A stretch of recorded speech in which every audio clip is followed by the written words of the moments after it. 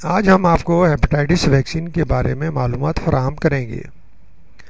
Hepatitis دراصل جگر کی سوزش کا نام ہے۔ اسے جلد اور آنکھوں کا رنگ پیلا ہونے کی وجہ سے پہچانا جاتا ہے۔ عام طور پر اس مرض کو یرقان یا پیلیا بھی کہتے ہیں۔ یرقان بہت سی وجوہ کی باعث ہو سکتا ہے۔ نوزائیدہ بچوں میں یہ عضویاتی یا عمر کے باعث لاحق ہونے والے دیگر مسائل کی وجہ سے ہو سکتا ہے، لیکن بڑے بچوں میں یرقان کی اہم وجہ ہیپاٹائٹس ہی ہے۔ اصل ہیپاٹائٹس وائرل یا بیکٹیریل بھی ہو سکتا ہے۔ وائرل ہیپاٹائٹس زیادہ عام ہے۔ ہیپاٹائٹس سے متعلق وائرسوں کے نام حروف تہجی پہ رکھے گئے ہیں، مثلاً hepatitis A, hepatitis B, hepatitis C اور ہیپاٹائٹس وی وغیرہ۔ ہیپاٹائٹس 6 مہینے تک یا اس سے زائد عرصے تک کے لیے بھی ہوتا ہے۔ دونوں صورتوں میں مرض کی شدت برابر ہوتی ہے۔ اکثر انفیکشن بعض اوقات شدید ہیپاٹائٹس کا سبب بن جاتے ہیں۔ ہیپاٹائٹس اے بچوں میں ہیپاٹائٹس کی سب سے عام وجہ ہے۔ یہ وائرس ہاتھ اور منہ کے ذریعے پھیلتا ہے اور آلودہ کھانے اور پانی کی وجہ سے ہوتا ہے۔ ہیپاٹائٹس اے عموماً کم مدت کے تک رہنے والی بیماری سمجھی جاتی ہے۔ یہ خود بخود ختم ہو جاتی ہے۔ کچھ صورتوں میں اس سے سنجیدہ مسائل یا کمپلیکیشن یا دیگر بیماریاں بھی پیدا ہو جاتی ہیں، کیونکہ اس سے کچھ خطرناک بیماریوں کے پیدا ہونے کا امکان ہوتا ہے۔ اس لیے بچوں کو اس وائرس سے بچانا بہت ضروری ہے۔ احتیاطی تدابیر، اچھی طرح صفائی، اچھی طرح ہاتھ دھونا، حفظان صحت کے اصولوں کو مد نظر رکھ کر تیار کیے گئے کھانوں اور پانی کا استعمال شامل ہے۔ مرض سے بچاؤ کے لیے پاکستان میں ایک ویکسین دستیاب ہے جو اس کے خلاف مؤثر تحفظ فراہم کرتی ہے، اور وہ 2 سال سے زائد عمر کے بچوں کو استعمال کروائی جاتی ہے۔ یہ 6 مہینے کی مدت میں 2 خوراکوں میں استعمال کروائی جاتی ہے۔ ہیپاٹائٹس ای ایک اور وائرس ہے جو منہ اور انفیکشن کے ذریعے پھیلتا ہے۔ دوسروں کو مریض کے آلودہ پانی اور کھانے کے استعمال سے لگ جاتا ہے۔ ہیپاٹائٹس اے کی طرح ہیپاٹائٹس ای بھی ایک شدید مگر محدود رہنے والا ہیپاٹائٹس ہے۔ حاملہ عورتوں میں اس بیماری کی وجہ سے جان لیوا بیماریاں بھی لاحق ہو سکتی ہیں۔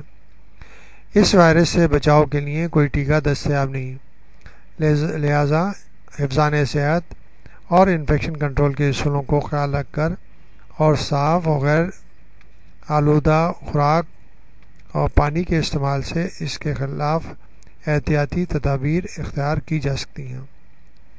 ہیپاٹائٹس بی، سی اور ڈی کے وائرس خون میں پیدا ہونے والے وائرس ہیں جو جگر کی جان لیوا بیماری کا سبب بن جاتے ہیں۔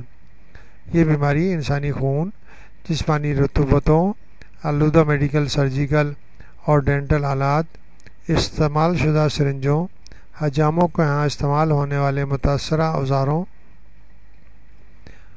ہیپاٹائٹس سے متاثرہ جسم سے پیدا ہونے والے بچے کو اور جسم کے مختلف حصوں میں چیرا لگنے سے واقع ہو سکتی ہیں۔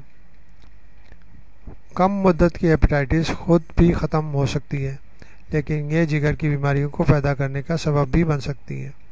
بچوں کو ابتدائی عمر سے اگر ہیپاٹائٹس ہو جائے تو ان میں شدید بیماریوں میں مبتلا ہونے کا بھی خطرہ رہتا ہے۔ یہ بات تشویشناک ہے کہ ان وائرسوں کی وجہ سے ہونے والے ہیپاٹائٹس سے ہونے والی اموات بہت زیادہ ہیں۔ ایسی بہت سی دوائیں موجود ہیں جو ہیپاٹائٹس بی، سی اور ڈی کے علاج کے لیے دستیاب ہیں۔ یہ دوائیں بعض صورتوں میں بیماری کو مکمل ختم نہیں کرتی اور کچھ مریضوں کو جگر کی تبدیلی کی ضرورت ہوتی ہے۔ طویل المیعاد نقصادہ وائرس کی موجودگی میں جگر میں فائبرس ٹیشو پیدا ہونے لگتے ہیں اور اس کو سروسس کہا جاتا ہے، جس کے باعث جگر کا سرطان یا لیور کینسر پیدا ہو جاتا ہے۔ جگر کو شدید نقصان پہنچنے سے افعال اور کارکردگی متاثر ہوتی ہے، جس کے باعث جسم میں بہت سے مسائل یعنی غذائیتی کمی، وٹامن کی کمی، متعدد پیچیدگیوں کمپلیکیشنز، مگر گیسٹرو انٹسٹائنل بلیڈنگ ہونے کے امکانات ہوتے ہیں۔ گیسٹرو انٹسٹائنل بلیڈنگ ایک میڈیکل ایمرجنسی ہے جس سے فوری طبی امداد کی ضرورت ہوتی ہے۔ ہیپاٹائٹس بی، سی اور ڈی وائرس کے باعث شدید جسمانی کمزوری بھی لاحق ہو جاتی ہے۔ یہی وجہ ہے کہ ان وائرسوں سے بچاؤ بیحد ضروری ہے۔ ہیپاٹائٹس بی وائرس سے بچاؤ کے لیے ایک ویکسین دستیاب ہے جو محفوظ اور مؤثر ہے۔ ہیپاٹائٹس سی کے لیے ویکسین ابھی تک تیار نہیں ہو سکی۔ ہیپاٹائٹس بی وائرس کے لیے موجودہ ویکسین ہیپاٹائٹس ڈی کے لیے بھی مؤثر ثابت ہوتی ہے۔ یہ بیحد ضروری ہے کہ انتقال خون سے بلڈ ٹرانسفیوژن سے پہلے خون اور دیگر آلات کو اچھی طرح جانچ کی جائے تاکہ ان میں موجود وائرس کا پتہ چلایا جا سکے۔ تمام میڈیکل، سرجیکل اور ڈینٹل اوزاروں کو اچھی طرح جراثیم سے پاک کر لیا جائے۔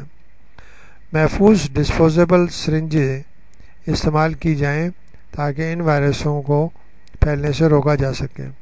ہیپاٹائٹس کے وائرس یرقان یا پیلیا کی بیماری کا باعث بنتے ہیں جو معتدل اور شدید بیماریوں کا سبب بھی ہو سکتا ہے۔